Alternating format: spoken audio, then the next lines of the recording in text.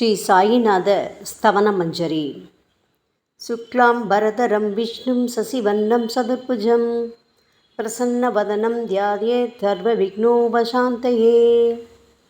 ஸ்ரீ கணேசாய நமக. மகா கணபதியே, எல்லாவற்றுக்கும் ஆதாரமானவரே, மயூரேஸ்வரா, எல்லாவற்றுக்கும் சாட்சியாக விளங்குபவரே, கௌரியின் புதல்வரே, எண்ணங்களுக்கெல்லாம் அப்பாற்பட்டவரே, பெருத்த வயிறுடையவரே, ஸ்ரீ கணேசா, எங்களை காத்தருள்வீர். நீ எல்லா பூதகணங்களுக்கும் முதல்வன், தலைவன். எனவே கணேசன் என அழைக்கப்படுகின்றீர்கள். நீ எல்லா சாஸ்திரங்களாலும் ஏற்றுக்கொள்ளப்பட்டவர். புனிதமான முகமுடைய பாலச்சந்திரனே, எங்களை காத்தருள்வீர். ஓ சாரதே, சரஸ்வதியே, கலைவாணியே, வாக்கின் தெய்வமே, நீ வார்த்தைகளுக்கெல்லாம் தலைவி. உலகின் உயிரோட்டத்தின் காரண கர்த்தாவே நீங்கள்தான். நீங்கள் படைப்பாளிகளின் இறைவி. நீங்கள் எப்பொழுதும் இத்தேசத்தின் அணிகலன். எங்கும் நிறைந்திருக்கும் எல்லையில்லாத சக்தியே, சரஸ்வதியே, உங்கள் பாதங்களை வணங்குகிறோம். முழுமையான பரபிரம்மே, மகான்களுக்கு பிரியமானவரே, பண்டரிநாதன் உருவில் வெளிப்பட்ட அவதாரமே, எல்லையற்ற கருணை உள்ளம் கொண்டவரே, பரமதயாளா, பாண்டுரங்கா. பொம்மலாட்டக்காரன் தன் கையில் உள்ள கயிற்றால் பொம்மைகளை ஆட்டுவிப்பது போல் பிரபஞ்சம் எங்கும் நிறைந்து நின்று உலகை ஆட்டுவிக்கும் ஒரு பொம்மலாட்டக்காரர் நீங்கள். உங்கள் மெய்ப்பொருளை உய்த்துணர அறிவியல் ஏடுகளும் புனித நூல்களும் இன்னமும் முயன்று கொண்டுதான் இருக்கின்றன. மெத்த படித்தவர்களுக்கோ நீங்கள் வெளிப்பட்டதே இல்லை. ஓ சக்கரபாணியே, பாண்டுரங்கா, அத்தகைய அறிவற்றவர்கள் வெறும் வார்த்தை ஜாலங்களிலேதான் சிக்கொண்டவர்கள். மகான்கள் மட்டுமே உங்களை உணர்வார்கள். மற்றவர்கள் குழப்பமடைந்துள்ளார்கள். உங்களுக்கு பக்தியோடு கூடிய சாஷ்டாங்க நமஸ்காரத்தை செய்கிறோம். ஓ 5 முகங்கள் கொண்ட சங்கரனே, மனித மண்டை ஓடுகளான மாலை அணிந்தவரே, நீலகண்டரே, திகம்பரா, ஓம்கார வடிவானவரே, பசுபதியே, எங்களை காத்தருள்வீர். எல்லா நேரங்களிலும் எவருடைய உதடுகள் உங்களுடைய நமச்சிவாய நாமத்தை உச்சரிக்கின்றதோ அவர்களது உலகியல் துன்பங்கள் முழுமையாக நீங்கிவிடும். ஓ ஜடாமுடியை தரித்த சிவனே, உங்கள் நாமத்தின் சக்தி அத்தகையது.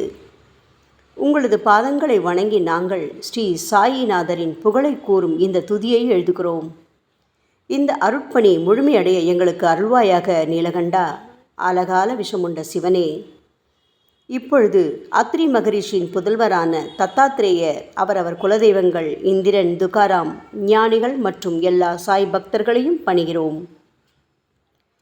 ஸ்ரீ ஷீரடி சாய்நாதா, உமக்கு வெற்றி கிட்டட்டும். பாவிகளை கடைத்தேற்றும் கருணையுள்ளவரே, உங்கள் பாதங்களில் எங்களது தலையை வைத்து வேண்டுகிறோம். உமது பாதுகாப்பை எங்களுக்கு அருள்வாய். நீங்கள் முழுமையான பரபிரம்மம், ஆனந்தத்தின் இருப்பிடம். நீங்களே விஷ்ணு. மன்மதனை எரித்த ஊமையொரு வாகனும் நீங்களே. சாயி, நீங்கள் மனித வடிவில் தோன்றிய இறைவன். அறிவு என்னும் ஆகாய சூரியன். நீங்கள் கருணை கடல். நீங்கள் பிறவி பிணிக்கு ஓர் அருமருந்து. நீங்கள் ஏழைகளுக்கும் கீழ்த்தட்டு மக்களுக்கும் விரும்பியதை கொடுக்கும் சிந்தாமணிக்கல். நீங்கள் உங்கள் பக்தர்களை பரிசுத்தப்படுத்தும் தெய்வம். உலக வாழ்க்கை என்னும் சம்சார கடலில் மூழ்குபவர்களை காப்பாற்றும் ஓடம். நீங்கள் அஞ்சுபவர்களின் புகலிடம். சாயி, நீங்கள் இந்த பிரபஞ்சம் தோன்ற முதற்காரணமான பரிசுத்த பேரின்ப பேருணர்வு, அதாவது சைதன்யம். நீங்கள் கருணையே உருவானவர். உங்களது பலவிதமான வெளிப்பாடுகளில் இந்த உலகமும் ஒன்று. நீங்கள் பிறப்பற்றவர். சாவும் உங்களை தொட முடியவில்லை. எங்களது நீண்ட ஆழமான சிந்தனைக்கு பின் வெளிப்பட்ட கருத்தே இது என் குருநாதா. பாபா, பிறப்பு இறப்பு என்பவை அஞ்ஞானத்தால் தோன்றும் வெளிப்பாடே. ஓ மகராஜ், நீங்களோ இறப்பும் பிறப்புமற்ற சுதந்திர பறவை அல்லவா? தண்ணீர் நீரூற்றுக்காக தோன்றினால் அதன் ஆதாரம் அங்கு இருப்பதாக அர்த்தமா? ஏற்கனவே நீர் பூமிக்குள் நிரம்பி இருந்தது. பூமியின் உள்ளே இருந்து ஊற்றாக வெளியே வந்தது, அவ்வளவுதான். மணற்படுகையில் நீர் ஊற்றாக வெளிப்பட்டதும் அது நீரோடை என்று பெயர் பெற்றது. தண்ணீர் இல்லாவிட்டால் அது வெறும் மணற்படுகையே. அந்த மணற்படுகையில் தண்ணீர் ஊற்றாக வந்தாலும் அல்லது வற்றி போனாலும் தண்ணீருக்கு அதனால் ஒன்றும் ஆவதில்லை. ஏனென்றால் தண்ணீர் அந்த மணற்படுகைக்கு எந்தவிதமான முக்கியத்துவமும் கொடுப்பதில்லை. ஆனால் அறியாமையால் மணற்படுகையோ நீர் நிரம்பி இருந்தால் அது பெருமைப்பட்டு கொள்கிறது. ஆகையால் நீர் வற்றிய உடனே அது மிகவும் மனவருத்தம் அடைகிறது. இந்த மனித உடலும் ஒரு விதத்தில் அந்த மணற்படுகை போன்றதே. புனித பேரின்ப நிலையை அந்த நீரூற்றின் தூய தண்ணீருக்கு ஒப்பிடலாம். இம்மாதிரி எண்ணற்ற மணற்படுகைகள், அதாவது மனித உடல்கள் இருந்த போதிலும் அவற்றில் உள்ள நீர், அதாவது பேருணர்வு எனப்படும் சைதன்யம் மட்டும் மாறுபடுவதே இல்லை. கருணையுள்ளம் கொண்டவரே சாய்நாதா, நாங்கள் உங்களை ஆதியும் அந்தமும் இல்லாதவர், பிறப்பற்றவர் என்று கூறுவோம். இந்திரனின் கையில் இருக்கும் வஜ்ராயுதம் நீங்கள். இந்த வஜ்ராயுதம் ததீசி என்ற முனிவரின் முதுகெலும்பை கொண்டு தயாரிக்கப்பட்டது. இதுவரை இந்த பூமியில் எத்தனையோ எண்ணற்ற உயிரினங்கள் தோன்றியுள்ளன, இப்பொழுதும் தோன்றிக் கொண்டுதான் இருக்கின்றன. வரும் காலத்தில் மேலும் எண்ணற்ற உருவங்கள் தோன்றத்தான் போகின்றன. அந்த ஒவ்வொரு தோற்றத்திற்கும் ஒரு தனி உருவமும் பெயரும் கிடைக்கும். இந்த உயிர்கள் ஒவ்வொன்றும் பெயராலும் தோற்றத்தாலும் மட்டுமே இவ்வுலகில் அடையாளம் காட்டப்படுகிறது. ஆகையால் அந்த சுத்த பேருணர்வு நிலையை நீ நான் என்று பிரித்து காட்டுவது சரியல்ல. ஏனென்றால் எது இரண்டாக தோன்ற முடியாதோ அதுவே உண்மையில் பரிசுத்த பேரின்ப பேருணர்வு எனப்படும். அது ஒன்றே அனைவரின் உள்ளும் ஆத்மா என்ற பெயரில் உள்ளது. மேலும் உண்மையை சொல்வதானால் அந்த ஒரே ஒரு சுத்த பேரின்ப பேருணர்வு நிலைதான் உலகம் முழுவதும் வியாபித்திருக்கிறது. அப்படி இருக்கையில் நீ நான் என்ற வேற்றுமைகள் எவ்வாறு இருக்க முடியும்? நீருண்ட மேகத்தில் உள்ள நீரின் தன்மை உலகெங்கிலும் ஒன்றே. ஆனால் அது பூமியை அடைந்ததும் வெவ்வேறு தோற்றங்களை நதி, ஏரி, ஊற்று என ஏற்கின்றன. கோதாவரி மணற்படுகையில் விழும் நீர் கோதாவரி நதி என்றழைக்கப்படும். அதே சமயம் கிணறு ஒன்றில் விழும் நீருக்கு அந்த சிறப்பு தகுதி கிடைப்பதில்லை. கோதாவரி நதி மிகவும் புனிதமானது. சாயி, நீங்கள் அதில் உள்ள தூய நீரை போன்றவர், நாங்களோ குளம், குட்டை, சகதியில் உள்ள நீர் போன்றவர்கள். நம் இருவருக்கும் இடையே உள்ள வித்தியாசம் இதுதான்.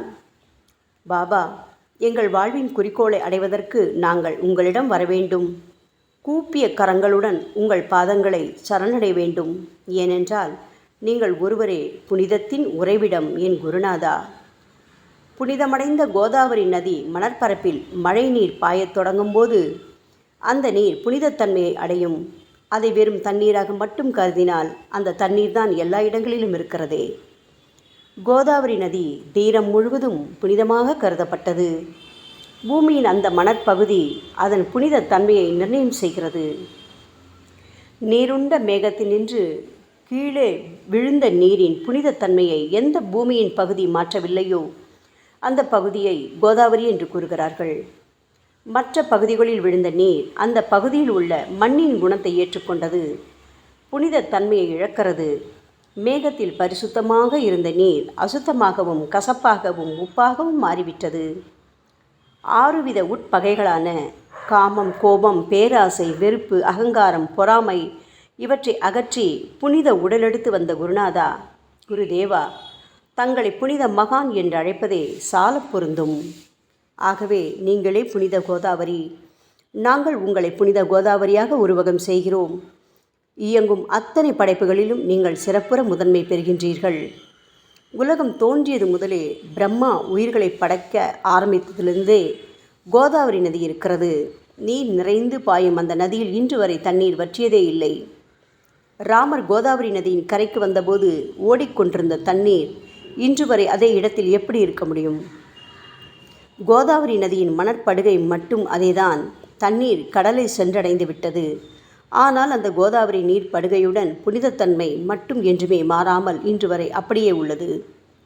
ஒவ்வொரு வருடமும் பழைய நீர் வெளியேறி புதிய நீர் அதற்குள் பாய்கிறது. உங்களுக்கு தெரிந்த வாழ்க்கை நியதிதானே இது. ஒரு நூற்றாண்டை ஒரு ஆண்டாக கணக்கிட்டால் அந்த நூற்றாண்டில் தோன்றிய முனிவர்கள் பாயும் நீரை போன்றவர்கள். அவர்களில் மிகப்பெரிய மகான்கள் அந்த நீரில் தோன்றும் அலைகள் போன்றவர்கள். இந்த புனித கோதாவரி நதியில் முந்தைய நூற்றாண்டுகளில் சனாதனர், சனதர், சனந்தனர் போன்ற மகான்கள் வெள்ளமாக தோன்றினார்கள். பிறகு நாரதர், தும்புரு, துருவன், பிரகலாதன், மகாபலி சக்கரவர்த்தி, சபரி, அங்கதன், வாயுகுமாரனான அனுமான், விதுரர், கோபர்களும் கோபியர்களும் வெள்ளமாக தோன்றினர். இவ்வாறு இன்று வரை கடந்த நூற்றாண்டுகள் ஒவ்வொன்றிலும் ஒன்றன் பின் ஒன்றாக மகான்களாகிய வெள்ளம் தோன்றியது. அவற்றை எல்லாம் எங்களால் ஞாபகப்படுத்தி கூற முடியவில்லை. ஓ சாயிநாதா, இந்த 19ஆம் நூற்றாண்டில் புனித கோதாவரி நதியில் சந்தேகத்திற்கு இடமில்லாமல் நீங்கள் வெள்ளமாக பாய்ந்தீர்கள். எனவே உமது தெய்வீகமான பாதங்களை தொட்டு வணங்குகிறோம். சாய் மகராஜா, நாங்கள் செய்யும் தவறுகளை தயவு செய்து உங்கள் கவனத்தில் வைத்து கொள்ள வேண்டாம் என மன்றாடி கேட்டுக்கொள்கிறோம். சாயி, நாங்கள் எளியவர்கள், ஏதும் அறியாதவர்கள், தீய குணங்கள் கொண்ட மிகப்பெரிய பாவிகள். எங்களை புறந்தள்ளி விடாதீர்கள், கைவிட்டு விடாதீர்கள். மட்டமான உலோகத்தையும் தங்கமாக மாற்றும் சக்தி கொண்ட ரசவாத கல் இரும்பினுடைய இயற்கையான தன்மைகளை பொருட்படுத்துவதில்லை. அதேபோல் கோதாவரி நதியும் தன்னுள் கலக்கும் சிறு சிறு ஓடைகளை திருப்பி அனுப்புவதில்லை. பாபா, அநேக தீய குணங்களை எங்களுக்குள் கொண்டவர்கள் நாங்கள். உங்களது கருணை மிகுந்த பார்வையால் தயவு செய்து அவற்றை சடுதியில் அழித்து விடுங்கள். இது மட்டுமே தான் உங்கள் அடிமைகளான எங்களது வேண்டுகோள். ரசவாத கல்லின் தொடர்பு ஏற்பட்டும் இரும்பின் இயற்கை தன்மைகள் அழிக்கப்படாவிட்டால் சாயிநாதா, அது ரசவாத கல்லின் பெருமைக்கு இழுக்கல்லவா? பாபா, எங்களை பாவியாகவே இருக்கும்படி விட்டுவிடாதீர்கள். தங்களை குறைவாக மதிப்பிட்டு கொள்ளாதீர்கள். நீங்கள் ரசவாத கல், நாங்கள் இரும்பு. எங்களுக்கு ஏற்படும் இழிவுகள் தங்களுக்கு ஏற்படும் இழிவுகள் அல்லவா? சாயிநாதா, குழந்தைகள் தவறுகள் செய்து கொண்டேதான் இருக்கிறது. ஆனால் அதற்காக தாயார் என்றுமே கோபமடைவதில்லை. இதை தயவு செய்து தாங்கள் நினைவில் வைத்து கொண்டு எங்களுக்கு உங்கள் அருளாசிகளை தாருங்கள். ஓ சத்குரு சாய்நாதா, நீங்கள் எனது கற்பக விருட்சம், சம்சார கடலை கடக்க உதவும் கப்பல். சந்தேகத்திற்கு இடமின்றி நீங்கள் ஒருவர் மட்டுமே எங்களை கடைதேற்ற முடியும். சாயி, நீங்களே எங்களுக்கு காமதேனுவாகிய பசு.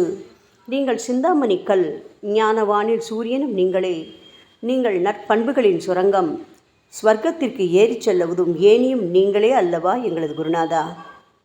புனித செயல்களின் நிறைகள் நிறைய கொண்டவரே, பரிசுத்தமானவரே, சாந்தி மற்றும் பேரின்பத்தின் மொத்த உருவமே தீனதயாளா, குறைகளற்ற முழுமையான அறிவாக உருவெடுத்தவரே, மனிதர்களில் உன்னதமானவரே, சாந்தி மற்றும் மன்னிப்பதின் உறைவிடமே, எங்களின் அடைக்கலமே, எங்களை ஆசீர்வதியுங்கள், எங்களை ஆசீர்வதியுங்கள்.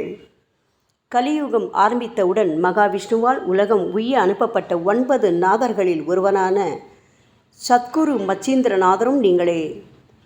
பரமேஸ்வரன் நெற்றிக்கண்ணை திறந்தவுடன் அந்த அக்னியில் தோன்றிய மகாத்மா ஜாலந்தரும் நீங்களே. நீங்கள் மகாராஷ்டிராவில் தோன்றி பக்தி மார்க்கத்தை பரப்பிய ஞானிகளான நிவிருத்திநாதர், ஞானேஸ்வரர், கபீர்தாசர், ஷேக் முகமது ஏகநாதர். சாயி, நீங்கள் சிவனின் ஓர் அவதாரம், தத்தகுரு.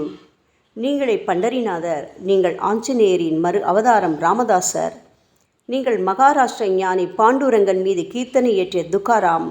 சாயிநாதா, நீங்கள் முஸ்லிம் ஞானி ராமபக்தர் சகாராம். நீங்கள் தத்தாத்ரேயரின் மறு அவதாரம் மாணிக் பிரபு. பாபா, உங்களது அவதார தோற்றம் மற்றும் உங்களுடைய எண்ணற்ற தன்மை புரிந்து கொள்ள எங்களுக்கு உண்மையில் கடினமாக இருக்கிறது. உங்களது ஜாதி குலம் பற்றிய எதையும் நீங்கள் எவருக்கும் வெளிப்படுத்தியதில்லை. சாயி, சிலர் உங்களை முஸ்லீம் என்கிறார்கள், சிலரோ உங்களை பிராமணர் என்கிறார்கள். கிருஷ்ண பரமாத்மாவை போன்று எண்ணற்ற தெய்வீக லீலைகளை செய்வதெல்லாம் உங்களுக்கு ஒரு விளையாட்டல்லவா? ஸ்ரீ கிருஷ்ண பரமாத்மாவை பார்த்து பல்வேறு மக்கள் பலவிதமான பெயர்களிட்டு அவரை அழைத்தனர். சிலர் அவரை யதுகுலத்தின் அணிகலன் என்றார்கள். சிலர் அவரை மாடுகள் மேய்க்கும் இடையன் என்றும் அழைத்தனர்.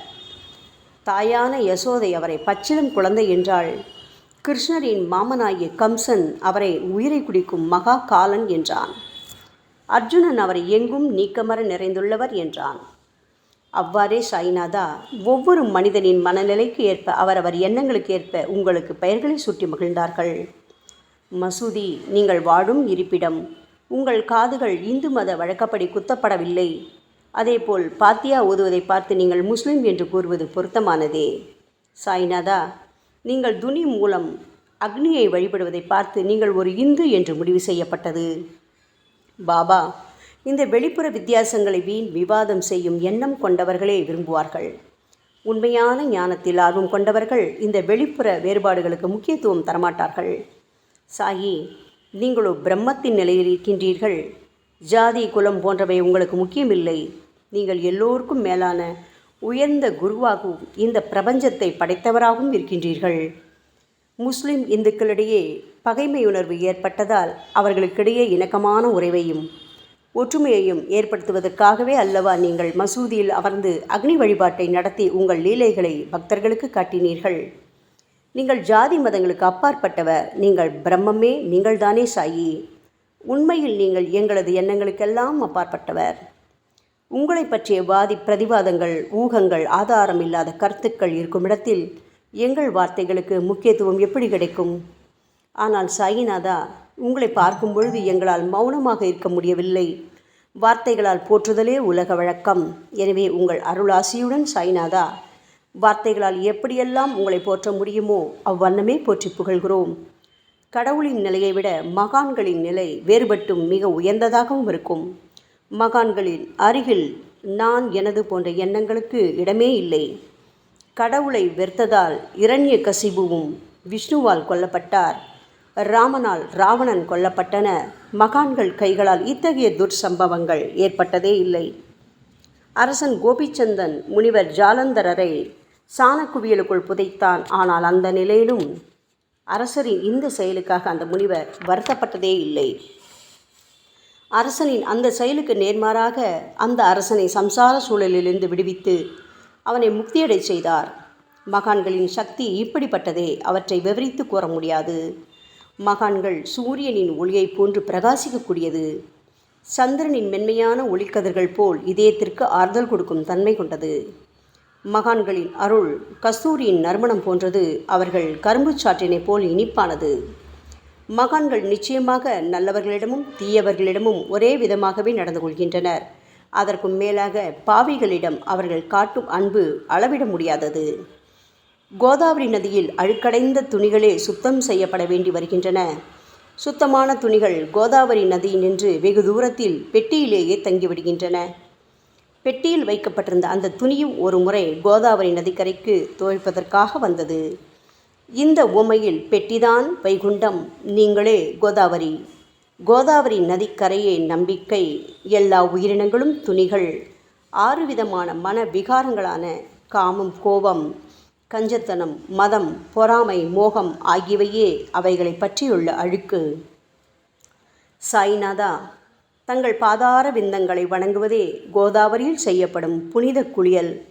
ஓ சமர்த்தரே, எங்களது எல்லா பாவங்களையும் மன அழுக்கங்களையும் போக்கி எங்களை சுத்தப்படுத்துங்கள் குருநாதா.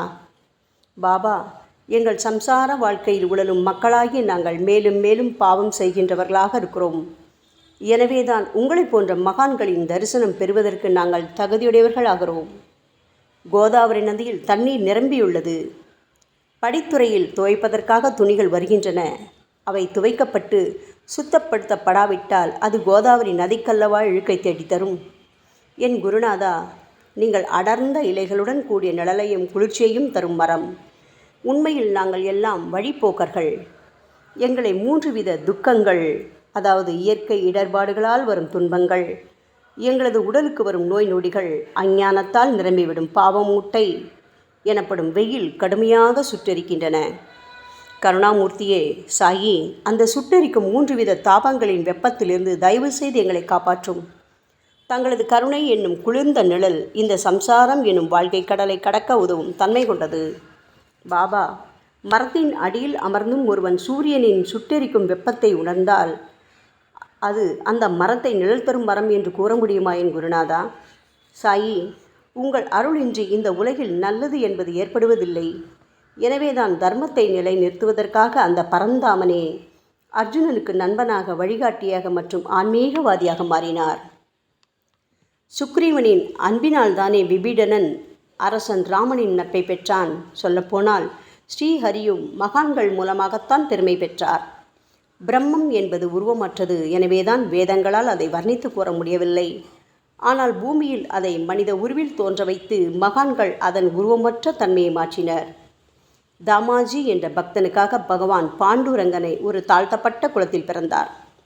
சோகமேளா என்ற பக்தருக்காக உலகை காக்கும் தெய்வமே இறந்த எருமைகளின் உயிரற்ற உடல்களை எடுத்தார். மகாராஷ்டிர ஞானி மகான் ஏக்நாத் என்ற பக்தனின் பெருமையை உணர்ந்த பரம்பொருள் பாண்டுரங்கனின் மாறுவிடத்தில் வந்து தண்ணீர் சுமந்து உழைத்தார். உண்மையில் மகான்கள் எல்லாவற்றையும் தாங்கும் சக்தியும் சச்சிதானந்த பிரபுவாகிய இறைவனின் எஜமானர்களே. பாபா, இதற்கு மேல் நாங்கள் சொல்வதற்கு எதுவும் இல்லை. நீங்களே எங்களின் தாயும் தந்தையும். ஷீரடி கிராமத்தில் வசிக்கும் என் சத்குரு சாய்நாதா. சாயி, உங்கள் லீலைகளை எவர் ஒருவராலும் உண்மையிலேயே முழுமையாக புரிந்து கொள்ள முடியாது என்கின்ற பொழுது சாதாரண மனிதனாகிய நான் எவ்வாறு அவற்றை விளக்க முடியும் கூறுங்கள். எல்லா உயிரினங்களையும் காப்பாற்ற நீங்கள் ஷீரடிக்கு வந்திருக்கின்றீர்கள். மண் அகல் விளக்குகளில் வெறும் தண்ணீரை ஊற்றி அவற்றை எரிய வைத்தீர்கள். மிக குறுகிய மரப்பலகையை தொங்கும் ஊஞ்சல் படுக்கையாக்கி உங்கள் யோக சக்தியை உங்கள் பக்தர்களான எங்களுக்கு காட்டினீர்கள். அநேக பெண்களின் மலட்டுத்தன்மையை முழுவதுமாக நீக்கி குழந்தை பாக்கியத்தை பெறச் செய்தீர்கள். உதியின் மூலம் தீர்க்க முடியாத வியாதிகளையும் குணப்படுத்தி பரிபூர்ண சுகம் கொடுத்தீர்கள். என் சாயியே, இவ்வுலக சம்பந்தமான துன்பங்களை நீக்குவது உங்களுக்கு ஒரு பொருட்டே அல்ல. யானை ஒன்று எறும்பை சுமையாக கருதுமா? குருராயா, இப்பொழுது உங்களது பாதங்களை சரணடைந்து விட்டோம். எங்களை திருப்பி அனுப்பி புறந்தள்ளி விடாதீர்கள். எங்களின் மகாராஜ், நீங்கள் அரசர்களுக்கெல்லாம் அரசன். நீங்கள் குபேரனை விட செல்வம் அடைந்தவர். நிச்சயமாக தன்னிகரற்ற வைத்தியர். உங்களை விட மேலானவர் இந்த உலகில் நிச்சயமாக எவரும் இல்லை சாயி. மற்ற கடவுள்களை வணங்குவதற்கு தனித்தனியாக பூஜை பொருட்களும் வழிபாட்டு முறைகளும் உள்ளன. ஆனால் உங்களை வணங்குவதற்கு தகுதியான பொருட்களே இந்த உலகில் இல்லை என் குருநாதா. சூரியனின் ராஜ்யத்தில் தீபாவளி பண்டிகையை கொண்டாடுவதென்றால் எவ்விதமான பொருட்களை கொண்டு அதை கொண்டாடுவோம்? சமுத்திரத்தின் தாகத்தை தணிப்பதற்கு பூமியில் போதுமான தண்ணீர் கிடைக்காது. நெருப்பை சூடாக்குவதற்கு எங்கிருந்து அக்னியை கொண்டு வருவது? ஓ ஸ்ரீ சமர்த்த குருடாயா, பூஜை செய்ய உதவும் பொருட்கள் யாவற்றிலும் இருப்பது உன் ஆத்மாவே. ஆரம்பம் முதலே அவை உன் ஒரு பகுதியே அல்லவா? மேலே கூறப்பட்டவையெல்லாம் தத்வார்த்த ரீதியில் கூறப்பட்டவையே. அனுபவங்களின்றி கூறப்படும் வார்த்தை ஜாலங்கள் வீணே. சம்பிரதாய சடங்குகளின்படி உங்களுக்கு பூஜை செய்ய வேண்டுமென்றால் அதனை செய்வதற்கு தேவையான பூஜை சாமான்கள் எங்களிடத்தில் இல்லையே என் குருநாதா. கருணாமூர்த்தியே, எங்களின் கற்பனை திறனின் அடிப்படையில் உங்களுக்கு வழிபாடு செய்கிறோம். தயவு செய்து அந்த வழிபாட்டை இந்த அடிமைகளிடமிருந்து ஏற்றுக்கொள்ளுங்கள். சாயி, இப்பொழுது எங்களது அன்பு மிகுந்த கண்ணீரால் உங்கள் பாதங்களை கழுவுகிறோம். உண்மையான பக்தி என்னும் சந்தனத்தை அரைத்து சாந்தாக்கி உமக்கு இடுகிறோம். அழகிய வார்த்தைகளால் எழுதப்பட்ட இந்த துதியையை உமக்கு மாலையாக அணிவிக்கின்றோம். எங்களது கெட்ட குணங்களை தூபமாக்கி உமக்கு முன் எரிய விடுகிறோம். உமக்கு முன் எரியும் போது எந்தவிதமான தீய வாசனையும் எழுவதில்லை. சாயி, உமக்கு முன்பு இல்லாமல் வேறு எங்காவது இந்த தூபம் எரிய விடப்பட்டால் அது கீழே உள்ளது மாதிரி ஆகும். அதாவது சாம்பிராணியை நெருப்பில் போட்டவுடன் அது பொசுங்கி அதில் உள்ள நல்ல மனம் என்ற நற்குணம் அதை விட்டு மறைந்து போகிறது. பாபா, உமக்கு முன் அது எரியும் போது எங்களது கெட்ட குணம் என்கின்ற அழுக்குகள் எரிந்து நல்ல குணம் மட்டுமே மிஞ்சியிருக்கிறது. மனதில் உள்ள தீய குணங்கள் யாவும் எரிந்த பிறகு மனம் மாசற்ற தூய கங்கை தீர்த்தம் போல் ஆகின்றது. கருணை மூர்த்தியே, மாயை மோகம் என்ற தீபத்தை உங்கள் முன் ஏற்றி காட்டுகிறோம். அதன் மூலம் எங்களது மனம் வைராக்கியத்தை அடைய அருள்வீராக. பரிசுத்தமான நம்பிக்கை என்ற சிம்மாசனத்தை நீங்கள் என்னுள் அமர்வதற்கு ஆசனமாக உமக்கு தருகிறோம். அதில் அமர்ந்து கொண்டு எங்களது பக்தி என்ற நெய்வேத்தியத்தை ஏற்றுக்கொள்ளுங்கள் சாயி. எங்களது பக்தி என்ற நெய்வேத்தியத்தை ஏற்றுக்கொண்டு அதன் சாரை மட்டுமாவது எங்களுக்கு தயவு செய்து கொடுப்பீராக. ஏனெனில் நாங்கள் எல்லாம் உமது பால்குடி மாறாத பச்சிலம் குழந்தைகள் அல்லவா.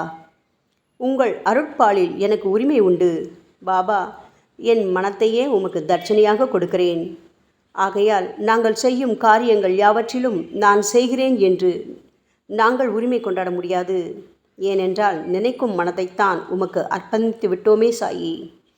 இப்பொழுது பணிவுடன் கூடிய பிரார்த்தனையோடு உங்கள் பாதங்களில் சாஷ்டாங்க நமஸ்காரம் செய்கிறோம். ஓ தெய்வீக சாய்நாதா, தயவு செய்து நீங்கள் அதை ஏற்றுக்கொள்ளுங்கள். 8 பிரார்த்தனைகள். சாய்நாதா, சாந்தமான மனம் உடையவரே, அறிவின் சிகரமே, அன்புள்ளம் கொண்டவரே, கருணை கடலே, உண்மையின் உறைவிடமே, மாயை என்னும் இருளை அகற்றுபவரே, ஜாதி மதங்களுக்கு அப்பாற்பட்ட துறவியே, எங்களின் புரிந்து கொள்ளும் திறமைக்கும் அப்பாற்பட்டவரே, அன்பின் இருப்பிடமே, ஷீரடிநாதா, எங்களை காப்பாற்றும், எங்களை காப்பாற்றும். ஞான சூரியனே, ஞானத்தை அளிப்பவரே, எல்லாவித நல்ல செயல்களையும் செய்பவரே, பக்தர்களின் மனங்களில் ஒளிரும் பரமஹம்சரே, தங்களை சரணடைந்தவர்களை காப்பவரே, சாயி, படைக்கும் தொழில் புரியும் பிரம்மாவே நீங்கள், காக்கும் கடவுள் விஷ்ணுவே நீங்கள். 3 உலகங்களையும் கடைசி லயமடையச் செய்யும் ருத்ரனுமான சிவனும் நீங்களே. பாபா, நீங்கள் இல்லாத இடமே இந்த பூமியில் ஏது? எல்லாம் அறிந்த இறைவன் நீங்கள். எங்கள் அனைவரின் இதயங்களிலும் வசிப்பவரும் நீங்கள்தானே சாயி. என் குருநாதா, எங்களது எல்லா குற்றங்களையும் மன்னிக்க வேண்டும் என வேண்டி கேட்டுக்கொள்கிறோம். அலை அலைகளாக வரும் சந்தேகங்களையும் மன மயக்கங்களையும் போக்குவீராக. சாயிநாதா, நீங்கள் பசு, நான் புதிதாக பிறந்த இளங்கன்று, நீங்கள் சந்திரன், நாங்கள் சந்திரகாந்தக்கள். தங்கள் பாதங்கள் புண்ணியத்தை கொடுக்கும் கங்கை நதி. பணிவுடன் சாய் அடிமைகளான நாங்கள் உங்கள் பாதங்களில் வணங்குகிறோம். உங்கள் கைகளை எங்கள் தலைமீது வைத்து ஆசி கூறுங்கள். எங்களது கவலைகளும் துன்பங்களும் அனைத்தும் பறந்தோடட்டும். நாங்கள் எல்லாம் உங்கள் குழந்தைகள் அல்லவா சாயி. பாபா, இந்த 8 துதிகளையும் கூறி நாங்கள் உங்களை சாஷ்டாங்க நமஸ்காரம் செய்கிறோம். எங்களது பாவங்கள், துயரங்கள், ஏழ்மை யாவும் உடனடியாக விலகட்டும். சாயிநாதா, நாங்கள் உங்களது பாத கமலங்களையே எங்களது உயிர் மூச்சாக கொண்ட உங்களது அன்பு குழந்தைகள். தயவு செய்து எங்கள் மீது கடுமை காட்டாதீர்கள். நீங்கள் தூய சந்தனம், நாங்களோ முள்ளடர்ந்த புதர். நீங்கள் புனிதமான கோதாவரி, நாங்களோ பெரும் பாவிகள். ஓ குருநாதா, உங்கள் தரிசனம் கிடைத்த பிறகும் எங்களிடம் உள்ள கெட்ட குணங்கள் என்ற அழுக்கு எங்கள் மனதிலேயே தங்கி இருக்குமானால் உங்களை சந்தனம் எப்படி என்று கூறுவார்கள்? கஸ்தூரியின் அருகாமையினால்தான் மண்ணும் மலரின் தொடர்பினால்தான் நாரும் மனம் பெறுகிறது. மகான்களும் அப்படிப்பட்டவர்களே. அவர்களுடன் தொடர்புடைய எந்த பொருளும் மிகவும் உயர்வாக மதிக்கப்படுகிறது. சிவபெருமானின் விபூதி, நந்தி ஆகியவற்றை ஏற்றுக்கொண்டதால் 8 திக்குகளிலும் அந்த பொருட்கள் புகழ் பெறுகின்றன. இடையர்களை மகிழ்விப்பதற்காக யமுனை நதிக்கரையில் உள்ள பிருந்தாவனத்தில் உலகிற்கெல்லாம் இறைவனான கிருஷ்ண பரமாத்மா ஊரியடி என்ற விளையாட்டை விளையாடினான். அனைவராலும் அது ஏற்றுக்கொள்ளப்பட்டது. ஆகவே நாங்கள் பாவிகளான போதிலும் உங்கள் சேவையில் ஈடுபட்டுள்ளோம். ஓ குருநாதரே, எங்களது நிலைமையை பற்றி மனதில் தயவு செய்து எண்ணிப்பாரும். ஓ சாயிநாதா கருணாமூர்த்தியே, இந்த லௌகீக உலகிலோ அல்லது ஆன்மீக வழியிலோ எந்த விஷயங்களெல்லாம் எங்களுக்கு சந்தோஷத்தை கொடுக்கும் என எங்களது மனம் சந்தேகமில்லாமல் நம்புகின்றதோ அவற்றையெல்லாம் நீங்கள் எங்களுக்கு அளித்தருள வேண்டும் சாயி. உங்களது கருணையால் இந்த மாதிரி செய்துவிடுங்கள் சாயி. எங்களது மனத்தை அடக்கி விடுங்கள். சமுத்திரங்கள் எல்லாம் தித்திப்பாக மாறினால் பிறகு அவை உப்பு கரிக்குமே என்ற பயம் தோன்றாதே. பாபா, சமுத்திரத்தை தித்திப்பாக்கும் சக்தி உங்களுக்கு உண்டு. ஆகையால் தான் எங்களது இந்த வேண்டுகோள். தயவு செய்து இந்த வேண்டுகோளை நிறைவேற்றுங்கள் சாயி. எங்களிடம் என்னென்ன குறைகள் உண்டோ அவை அனைத்தும் உங்களுடையதே. ஆத்ம ஞானம் பெற்றவர்களில் முதலிடத்தில் உள்ள உங்களிடம் குறை என்பதை பொருந்தாதே. சரணாகத வச்சலா, இப்பொழுது இதற்கு மேலும் நான் ஏன் அதிகம் பேச வேண்டும்? நீங்கள் மட்டும்தானே எங்களது ஒரே அடைக்கலம். தாயின் இடுப்பில் உள்ள குழந்தை இயல்பாகவே பயமற்று இருக்கும் அல்லவா? மகாராஜா, இந்த துதியை எவரவர்களெல்லாம் அன்புடனும் ஆத்மார்த்தமாகவும் படிக்கின்றார்களோ அவர்கள் ஒவ்வொருவரின் ஆசைகளை தயவு செய்து நிறைவேற்றி கொடுங்கள் சாயி. இந்த துதியை படிப்பவர்களின் 3 வித தாபங்களையும், இயற்கையின் இடர்பாடுகளில் வரும் துன்பங்கள், நமது உடலுக்கு வரும் நோய் நொடிகள், அஞ்ஞானத்தால் நிரம்பிவிடும் பாவம் மூட்டை ஓராண்டிற்குள் விலகிவிடும் என்பதே இந்த துதிக்கு உங்களது ஆசையாக என்றென்றும் நிரந்தரமாக இருக்க வேண்டும் பாபா. பாராயண முறை. குளித்து முடித்துவிட்டு மனதில் முழுமையான நம்பிக்கையுடன் தொடர்ந்து இந்த துதியை பாராயணம் செய்ய வேண்டும். அப்படி முடியாவிட்டால் வாராவாரம் வியாழந்தோறும் சத்குருவை வணங்கி அவர் உருவை தியானம் செய்து கொண்டு இந்த துதியை பாராயணம் செய்யுங்கள். இதுவும் கூட முடியாவிட்டால் மாதம் வரும் 2 ஏகாதசி தினங்களில் இந்த துதியை பாராயணம் செய்யுங்கள். இது ஏற்படுத்தும் விளைவுகளை பார்த்து அதிசயப்படுவீர்கள். குருமூர்த்தியான சாய்நாதர் இந்த துதியை பாராயணம் செய்பவர்களுக்கு இவ்வுலகியல் ஆசைகளை முழுமையாக உடனடியாக நிறைவேற்றுவார். இந்த துதியை திரும்ப திரும்ப பாராயணம் செய்வதால் முட்டாள்கள் கூர்மையான புத்தியை அடைவார்கள். யாருடைய வாழ்நாளாவது குறைவானதாக இருப்பேன் இந்த துதியை அவர்கள் படிப்பதால் 100 ஆண்டு காலம் வாழ்வார்கள். இந்த துதியை தொடர்ந்து பாராயணம் செய்து வந்தால் செல்வம் குறைவாக ஏழையாக இருந்தால் செல்வத்தின் அதிபதி குபேரன் அவர்கள் வீட்டிற்கு வந்து தங்கி அவர்களுக்கு ஏவல் புரிவான். இது சத்தியம், இது சத்தியம், இது சத்தியம் என 3 முறை கூறுகிறார். குழந்தை செல்வம் இல்லாதவர்கள் இந்த துதியை தொடர்ந்து படித்து வந்தால் குழந்தை செல்வம் பெறுவர். இந்த துதியை படிப்பவர்களின் வியாதிகள் எல்லா பக்கங்களிலும் பறந்தோடிவிடும். வியாதி நின்று குணம் கிடைக்கும். இந்த துதியை திரும்ப படித்தால் பயம் மற்றும் கவலை மறைந்து போகும். மதிப்பும் மரியாதையும் கிடைக்கும். அழிவற்ற பிரம்மத்தை உணர்வார்கள். பிரம்ம ஞானம் கிட்டும். அறிவுடையோரே, இந்த துதியின் மீது உங்கள் இதயங்களில் முழுமையான நம்பிக்கை வையுங்கள். சந்தேகங்கள், நம்பிக்கையின்மை, தவறான எண்ணங்கள் ஆகியவற்றுக்கு கொஞ்சம் கூட மனத்தில் இடம் கொடுக்காதீர்கள். ஷீரடிக்கு புனித பயணம் மேற்கொள்ளுங்கள். பாபாவின் தாமரை பாதங்களை மனதில் இருத்துங்கள். அவர் அனாதைகளின் உறவினர், பக்தர்களின் விருப்பங்களை நிறைவேற்றும் கற்பகத்தரு, கேட்டதை கொடுக்கும் கலியுக தெய்வம். பாபாவால் உணர்வூட்டப்பட்டு இந்த துதியை நான் இயற்றினேன். இல்லாவிட்டால் எந்த விதமான முக்கியத்துவமும் இல்லாத என்னால் இந்த துதியை எவ்வாறு எழுத முடியும்? ஆங்கில ஆண்டு 1918 புரட்டாசி மாதம் வளர்பிறையில் விநாயக சதுர்த்தி அன்று சூரிய உதயத்துக்கு முன் இந்த பாமாலை நிறைவு செய்யப்பட்டது. புனிதம் வாய்ந்த நர்மதா நதிக்கரையில் இந்தூருக்கு அருகிலுள்ள ஊரான மகேஸ்வர கஷேத்திரத்தில் ஸ்ரீ அகல்யா தேவியின் சந்நிதியில் சாயிநாதரை போற்றி பாடும் இந்த சவண மஞ்சரி நிறைவடைந்துள்ளது. மகேஸ்வரம் என்ற புனித தலத்தில் இந்த துதி நிறைவடைந்தது. ஸ்ரீ சாயிநாதர் என் மனதிற்குள் புகுந்து இந்த துதியின் ஒவ்வொரு வார்த்தையையும் புற வைத்தார். தாஷ்கன் மகராஜ் எல்லா ஞானிகள் மற்றும் துறவிகளின் வேலையாள். எங்கும் மங்களம் பொங்கட்டும். ஸ்ரீ சாயிநாதரை போற்றி பணிவுடன் எழுதப்பட்ட இந்த ஸ்ரீ சாயிநாத ஸ்தவன மஞ்சரி என்ற துதி பாராயணம் செய்பவர்கள் சம்சார கடலை கடக்க உதவட்டும். இது ஸ்ரீ பாண்டுரங்கனுக்கு தாஷ்கனு மற்றும் சாய் பக்தர்களின் நம்பிக்கை மற்றும் பணிவோடும் கூடிய பிரார்த்தனை. மங்களம், சுபமங்களம். ஸ்ரீ சச்சிதானந்த சமர்த்த சத்குரு ஸ்ரீ சாய்நாத் மகராஜ் கி ஜெய். ஓம் சாய்ராம்.